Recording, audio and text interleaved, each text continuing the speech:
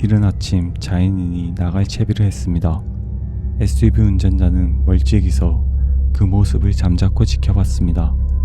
자연인도 그런 시선을 의식했습니다. 자연인이 말했습니다. 이따 저녁에 봅시다. SUV 운전자는 산을 내려가는 자연인을 하염없이 지켜봤습니다. 자연인의 모습이 작은 점처럼 작아질 때까지, 시야에서 사라질 때까지 뚫어지게 보았습니다. 자연인은 뒤통수가 뜨거웠습니다. 거의 산 아래로 내려갈 즈음 자연인이 뒤를 돌아보았습니다. 더는 SUV 운전자의 시선이 느껴지지 않았습니다.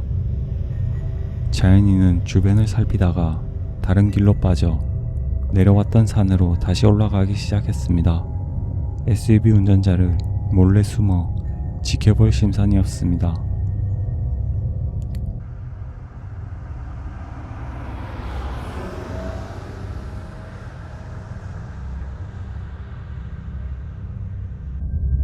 한편 그 시각 야산 부근의 국도에 차량 한 대가 들어서고 있었습니다. 갓길에 차를 세우고 형사가 차에서 내렸습니다. 실종 신고가 접수된 자전거 운전자의 휴대폰 마지막 신호는 이 근방에서 멈췄습니다. 형사는 국도와 울창한 야산을 고개를 치켜들고서 바라봤습니다. 그리곤 다시 주변을 찬찬히 둘러봤습니다.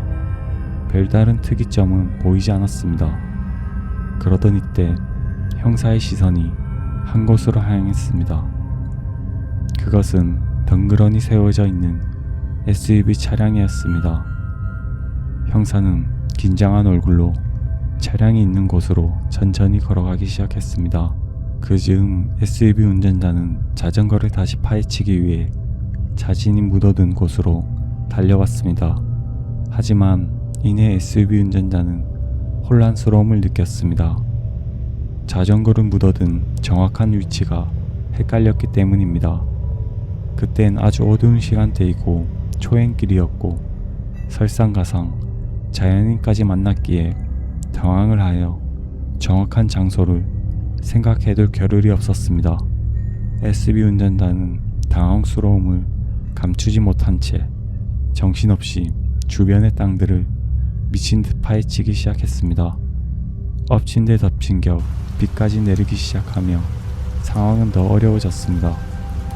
SUV 운전자는 온몸이 홀딱 젖은 채 땅을 파헤친다고 정신이 없었습니다. 그리고 그 모습을 자연인이 바위 뒤에서 숨어서 남몰래 지켜봤습니다. 자연인은 의아한 표정을 지었습니다.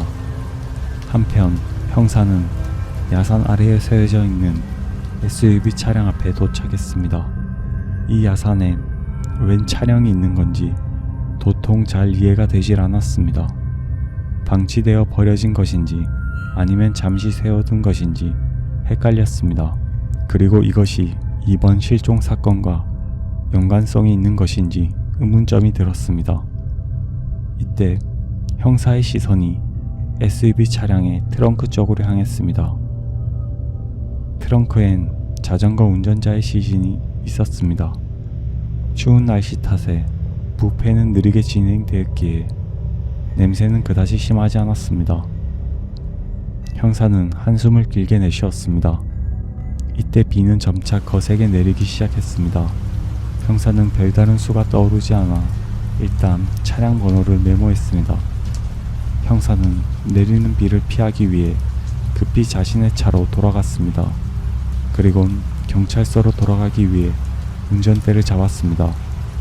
경찰서로 돌아가서 차량 번호를 차적 조회해볼 생각이었습니다.